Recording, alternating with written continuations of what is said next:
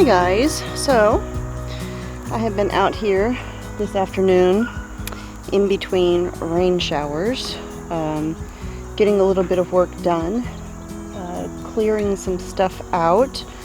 The trellises up here, so I'll leave the trellises up for the time being. I do plan on taking all of these out because this bed in the future I want to keep primarily flowers and herbs and things like that, so I don't really think I'll need the trellises.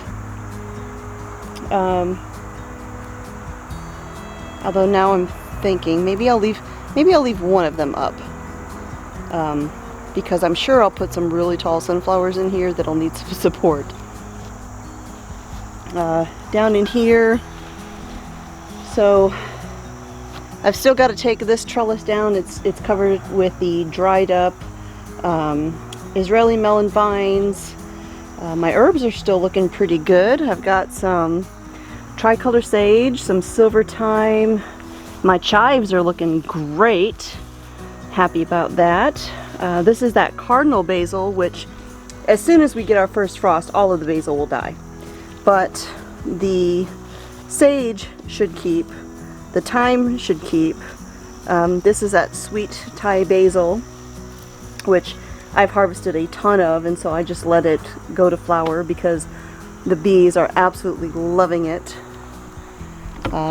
Same with all of that basil, that massive mountain of basil there, sweet Thai basil and cinnamon basil. My zinnias down here are looking rough. I'm probably gonna cut these out, pull those here in the next week, but I'll save some of the heads to keep the seeds. And so I've got my piles of debris where I've just been pulling things out, and I'll gather that all up at once. This is some Tulsi Basil, holy basil that's gone to seed or gone to flower. My little dahlias that I planted in there this year are still flowering. Now, most of my garden sage that I had in this bed died, but there was a little bit that hung on, and so hopefully that will do okay. It should actually make it through winter. Go away, bee. This should actually survive winter, and I should be able to come out here and harvest. This is some tarragon that's been trying to grow out of the jungle.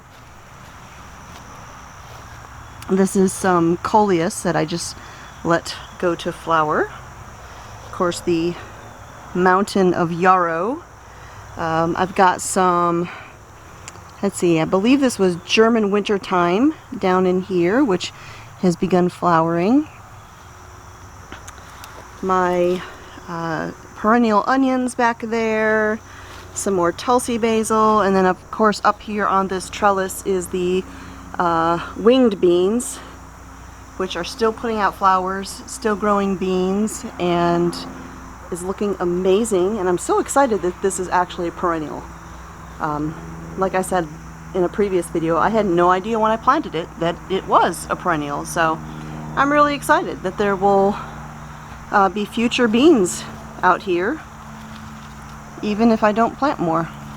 My pepper bed in here is looking a little rough. I was actually out here today tying stuff up. I've got some dead Cosmo plants in there I've still got to pull out. I had stakes holding up most of these pepper plants, but we've had some major storms and a lot of rain, and they just fell right over, so I re-staked up some of the pepper plants, so they're looking a little rough, but I've still got lots and lots of peppers, and I harvested a whole bunch today, like these Brazilian starfish peppers.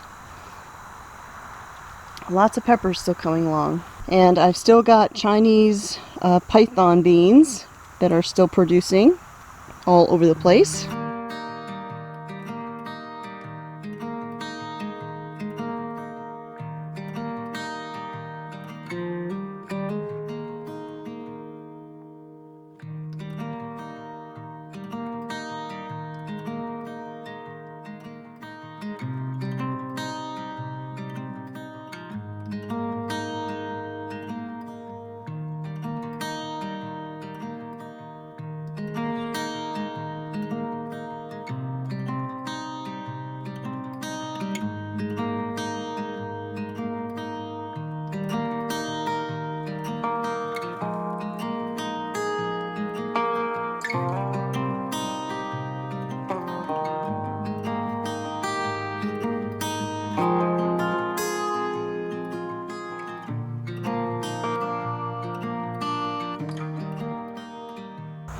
And my loofah trellis is looking rough.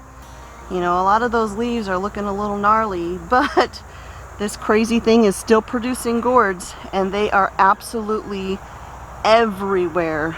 Everywhere. I mean, they're on the ground. They're just all over the place.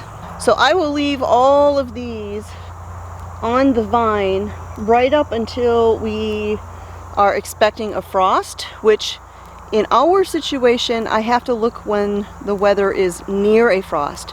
I don't wait for the weatherman to say we're going to have frost, because back in there we have a lot of woods and we have water, and it's always a little bit cooler. We're going to have a frost here on the homestead sooner than the people in town would. So yeah, I have to be mindful of that. But I mean, look at this. I've got loofahs over here on the old tomato trellis everywhere, and these little ones. So loofahs, when they're small, are actually edible. You can eat them like squash. Just dice them up and cook them, toss them in some soup or something like that, but they're totally edible. And then once they start getting bigger, they start getting very fibrous, and that's when you don't want to eat them anymore. So this bed last year was my pepper bed, and of course I've got some volunteers that have come back. You can see right down there I've got some Chinese 5 colors. Right here looks to be some, I would say probably jalapenos. Right there is a jigsaw pepper with the purple foliage. So volunteer peppers. This down here is French tarragon. My silver posy thyme is looking great, and then this sage over here is looking fantastic. So I'm very happy that that has taken off. And then down there on the bed is the creeping thyme that I planted, which I probably shouldn't have planted creeping thyme in there because it spreads a lot, but it is what it is. Now I absolutely love this pineapple sage, because summer ends, autumn arrives, and this just bursts into these beautiful red flowers. The hummingbirds love it, the bees love it. I've still got honeybees and all sorts of different kinds of bees that are all over this. And I have not seen any hummingbirds in a while. Probably a good week now. So I think they have officially moved on. Look at these beautiful dahlias. I actually don't remember what variety these are. I sure hope I wrote it down somewhere because they are so pretty. Oh, just gorgeous. Look at that. Beautiful. And over in this bed, of course, I've still got lots more herbs. We've got the variegated marjoram, we've got lemon, thyme, we've got lots of bees on more of that sweet Thai basil. I actually planted a lot of that this year. I didn't even realize that. My lemon sage down in there is looking great. This is that curry herb that I planted this year.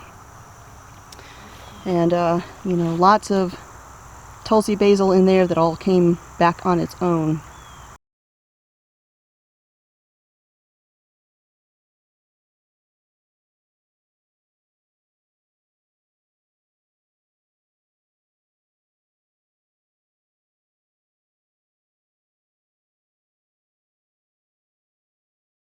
So everything's still looking kind of pretty out here, even though the big things are gone. The tomatoes are gone, the big old sunflowers are gone, and all of that. But there's still lots of green and fullness out here.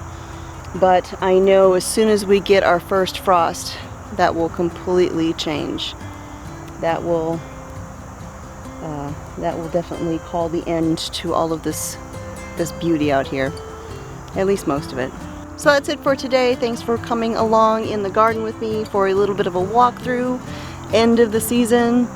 My name is Constance at A Good Life Farm, and I will talk to y'all next time.